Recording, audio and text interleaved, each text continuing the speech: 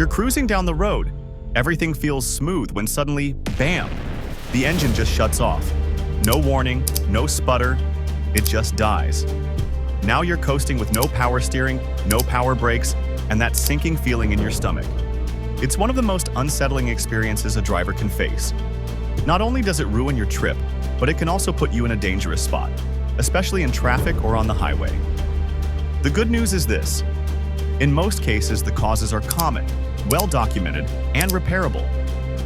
Today, I'll walk you through the reasons why car shuts off during driving and how to fix it. Whether you're behind the wheel of a 20-year-old workhorse or a modern daily driver, the principles are the same. Welcome to Motor Minds, where real drivers talk real cars. No hype, no nonsense, just practical automotive insight. If you've got fuel in your veins and grease on your hands, you're in the right place. So let's get into it. We'll start with the most common causes of mid-drive shutdowns, work our way through electrical, fuel, and mechanical problems, and finish with what you should do if it ever happens to you on the road. Reason 1. Fuel delivery problems. Imagine this. You're cruising down the freeway at 65, everything feels fine, and then suddenly your car just shuts off. No warning, no sputter, just silence. You pull over to the shoulder, try the key, and nothing happens. After sitting there for 20 minutes, you give it another shot, and the engine fires right up like nothing ever happened. That's a classic sign of an overheating fuel pump or a relay that's on its way out. Now let's break down why fuel delivery is one of the most common reasons a car shuts off while driving. Remember, an engine only needs 3 things to run: fuel, spark, and air. If fuel is missing, the engine won't burn anything and it dies. Common fuel issues. Bad fuel pump. Electric pumps do the heavy lifting. When they fail, they usually don't give a lot of warning. They just stop working. No fuel pressure means no engine power. Sometimes they work again after cooling down, which makes them tricky to diagnose. Clogged fuel filter. On older cars, a dirty filter can choke fuel flow. You'll feel hesitation, stalling at highway speeds, and then a complete shutdown. Faulty fuel pump relay. Relays are like switches. A bad one can randomly cut power to the pump, shutting your engine off instantly. How to fix. The first step is to check fuel pressure using a gauge. That tells you if fuel is actually reaching the engine. Next, turn the key and listen closely for a humming sound from the fuel pump. If the pump stays silent and the relay looks fine, replacement is usually the only solution. Reason 2. Ignition system failure. Picture this. You're driving along, everything feels fine, and then out of nowhere the engine just shuts off. No sputtering, no warning. It's like someone flipped a switch and killed the power. That's a classic sign of ignition system failure, and crankshaft or camshaft sensors are often the guilty ones. The ignition system's main job is to create spark. Without spark, there's no combustion, and your engine shuts down instantly. Common ignition issues. Crankshaft position sensor. Modern engines depend on this sensor to tell the ECU exactly where the crankshaft is. If it fails, the ECU doesn't know when to fire spark or inject fuel. The result? The car just dies in motion. Ignition coil failure. A weak or failing coil can start with misfires, hesitation, or rough running. Eventually, the engine can stall completely. Worn ignition switch. Not as common today, but on older vehicles, a worn switch can randomly cut power to the entire ignition system. How to fix? Start with an OBD2 scanner to see if the car has stored any error codes. That'll point you in the right direction. If the scanner shows a faulty crankshaft or camshaft sensor, replace it. Also check ignition coils and wiring closely for cracks, corrosion, or loose connections that could interrupt spark. Reason 3. Electrical and charging problems. Picture this. You're driving at night, radio on, headlights bright, and suddenly you notice the lights starting to dim. The dash begins to flicker, the power steering feels heavy, and then the engine just stalls out.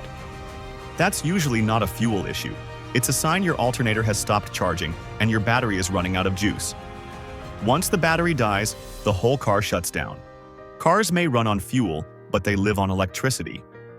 If your alternator fails or your battery loses connection, the engine can cut off mid-drive without warning. Common electrical failures. Alternator failure. The alternator keeps the battery charged and the electronics powered. If it fails, the battery only lasts so long before voltage drops too low. At that point, the ECU, ignition, and fuel pump simply give up. Loose battery cables. It sounds too simple, but it's common. A loose or corroded battery terminal can disconnect everything in a split second. Blown fuses or short circuits. If a fuse tied to the ECU, fuel pump, or ignition blows, the engine shuts down instantly. How to fix? Start by testing the alternator with a multimeter. It should show between 13.8 and 14.4 volts while the engine is idling. If it's lower, the alternator may be failing.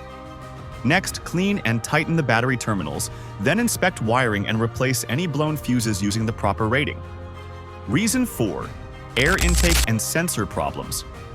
Let's say your car's running fine on the highway, but as soon as you slow down at a traffic light, the engine suddenly dies. Or maybe it shuts off when you lift your foot off the gas. That usually points to an issue with airflow or one of the sensors that controls it. Things like the idle air control valve, throttle body, or mass airflow sensor. Engines need the right balance of air and fuel.